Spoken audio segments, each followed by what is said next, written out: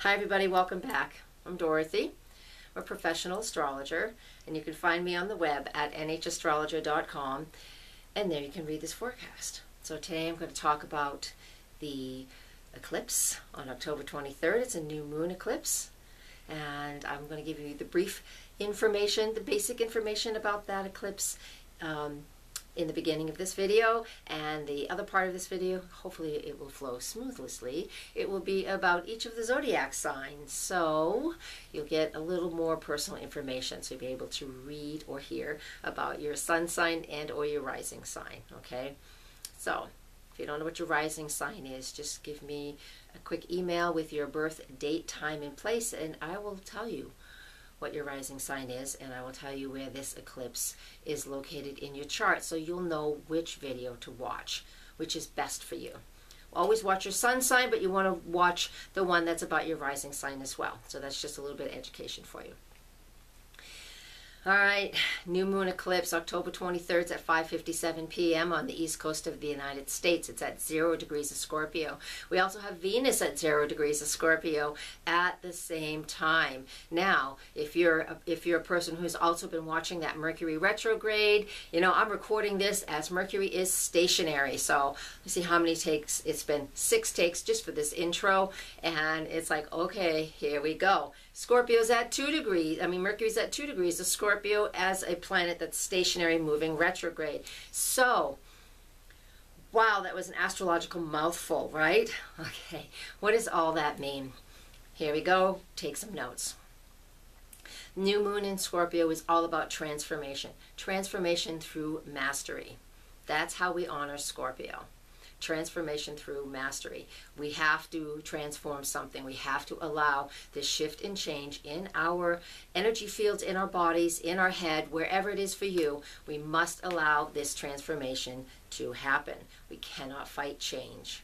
So, transformation through mastery, meaning allowing it to happen, allowing it to be what it is. Now, some of the other things that we look at with this new moon in Scorpio is what's going on with it, right? So we have that Venus there at 0 degrees of Scorpio, just like the sun and moon are. So everybody's lined up. We're only lined up, physically with the sun and the moon, but Venus is also at that part of the zodiac. It's just a little higher. And so what do we get with this energy is we get a lot of focus in on our relationships. Venus in Scorpio is very obsessive, but it's also devotion. So what side of the coin are you going to look at? I'm holding some coins from a friend of mine, and they were handmade for her in her memorial, so to Katrina, but she's passed on. And so, that's kind of an analogy that I get with this information, with the new moon all about creating new things, and that Scorpio is all about change and transformation, two sides of the same coin. So we've got to allow things to leave and shift and change before the new things will come in. So what departments is all of this going to happen on? Well, mainly because of the scorpionic energy that this is, mainly what it comes down to is all about its sex. It's our soulmate relationships. Again, mastery of transformation. It's all that Scorpio 8th house Pluto energy. All right, so we need these changes to happen. Even financial partnerships comes up with this because Venus is there. Love, sex. I already mentioned the sex part. That's because of Venus and Scorpio. Scorpio rules sex. Venus is love.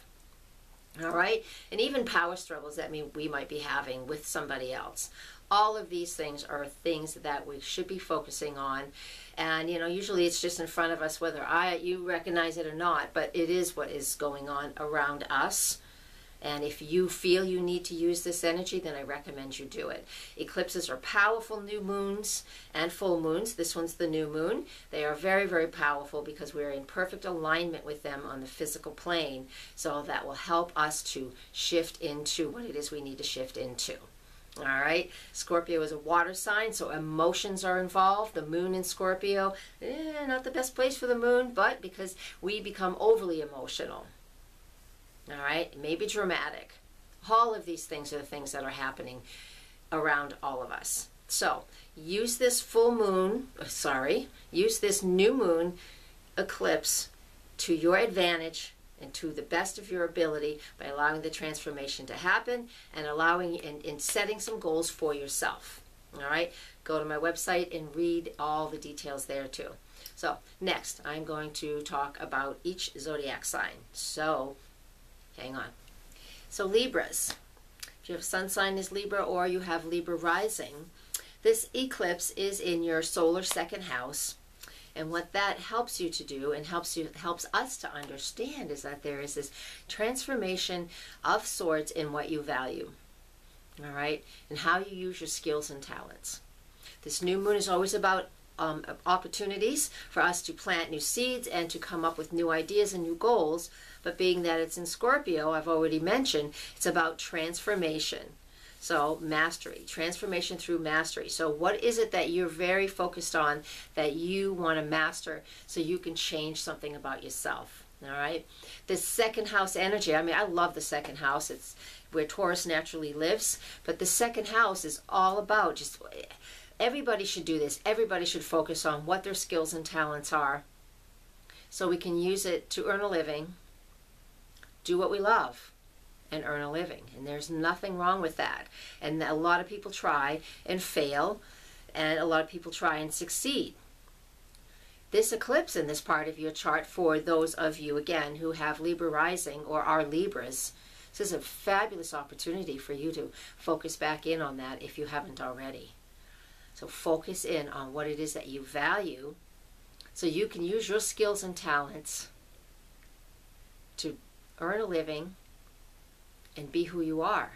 That's the best way to use this eclipse for you, and the best way to use that second house.